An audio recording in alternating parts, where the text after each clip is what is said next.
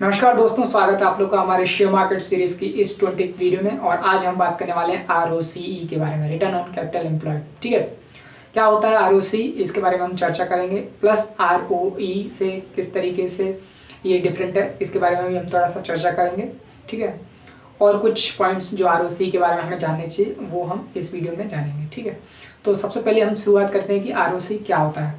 दोस्तों, आपने जैसे कि अगर हम लोग जनरल वे में बात करें तो जो आपका कैपिटल कहीं पर भी लगा हुआ है, ठीक है, उसके ऊपर ओवरऑल रिटर्न कितना आ रहा है उसको हम आरओसी कहते हैं। ठीक है, यानी कि रिटर्न ऑन कैपिटल एम्प्लॉयड, जितना कैपिटल आपने लगा रखा है। अगर हम शेयर मार्केट के टर्म्स में बात करें तो यानी कि जो आपका टोटल शेयर कैपिटल है किसी कंपनी का, जिसके मेनली दो भाग रहते हैं, इक्विटी और डेट। ठीक है, तो यानी कि टोटल शेयर कैपिटल पे कितना रिटर्न आ रहा है इसको हम आरओसीई कहते हैं। ठीक है, रिटर्न ऑन कैपिटल एम्प्लॉयड। ठीक है, तो यही होता है आरओसीई।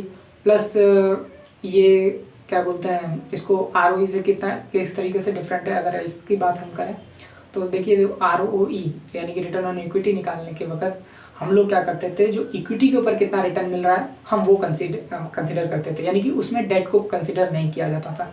बस यही थोड़ा सा अलग है। तो इसमें क्या है, डेट को भी कंसिडर कर रहे हैं और टोटल जो कैपिटल है हमारी उस पर कितना रिटर्न मिल रहा है उसे हम आरओसी कहते हैं। अगर हम इसमें से डेट पोर्शन को निकाल देंगे और सिर्फ इक्विटी के ऊपर कितना रिटर्न मिल रहा है तो हम इसे आरओई कह सकते हैं।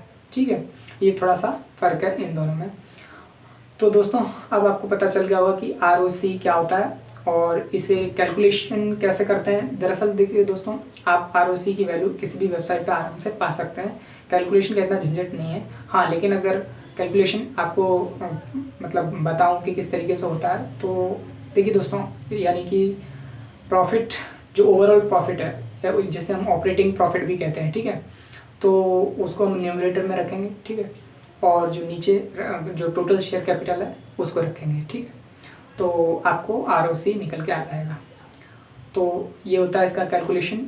और आरओई में हम क्या करते थे कि जो प्रॉफिट आफ्टर टैक्स लेते थे, यानी कि इंटरेस्ट और टैक्स पे करने के बाद जो प्रॉफिट बचा था उसको न्यूमरेटर में रखते थे। लेकिन आरओसी में पूरा मतलब earning before interest and taxes, यानी कि ओवरऑल ऑपरेटिंग प्रॉफिट लेते थे, यानी कि इंटरेस्ट और टैक्स देने से पहले वाला। ठीक है, तो यही है।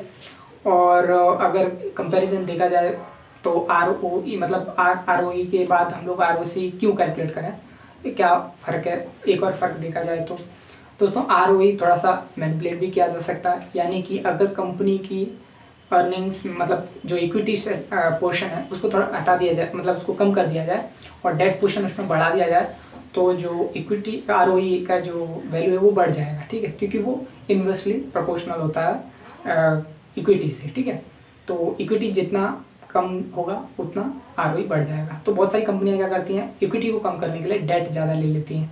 ठीक है, तो आप ये याद रखिए कि कभी भी अगर आपको आरओई देखना हो तो ये भी देखिए कि उस कंपनी के अंदर डेट कितना है। अगर डेट ज़ीरो है तो आप आरओई के ऊपर भरोसा भी कर सकते हैं। प्लस आरओई को एक थोड़ा सा एक 12 या 15% से ऊपर हो तो अच्छा है। ठीक है, 15 से ज़्यादा हो तो अच्छा है और उस पर आप भरोसा भी कर सकते हैं, रिलाई कर सकते हैं। प्लस ऐसा नहीं है कि आपको सिर्फ एक ही रेशियो देना, बाकी भी देगी। ठीक है, और आरओसीई में क्या है, हम लोग कंप्लीट पिक्चर देखते हैं।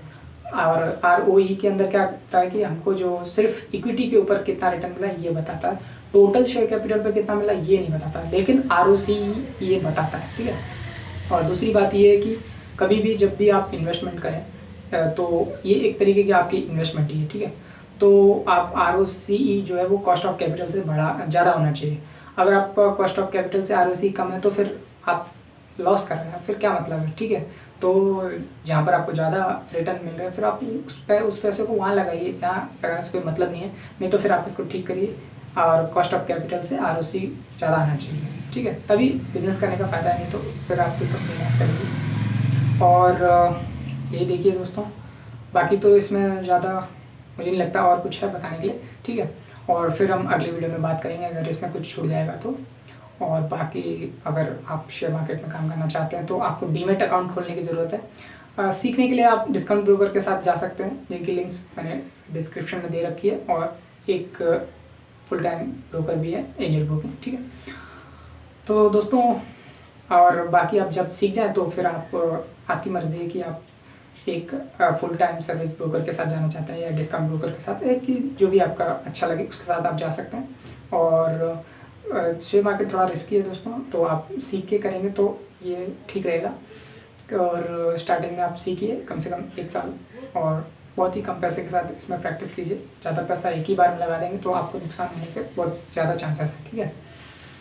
और दोस्तों फ़िलहाल के लिए इस वीडियो में इतना ही, और मैं मिलूँगा आपसे अगले वीडियो में। तब तक के लिए आप खुश रहिए, स्वस्थ रहिए एंड ग्रो विथ शेयर्स।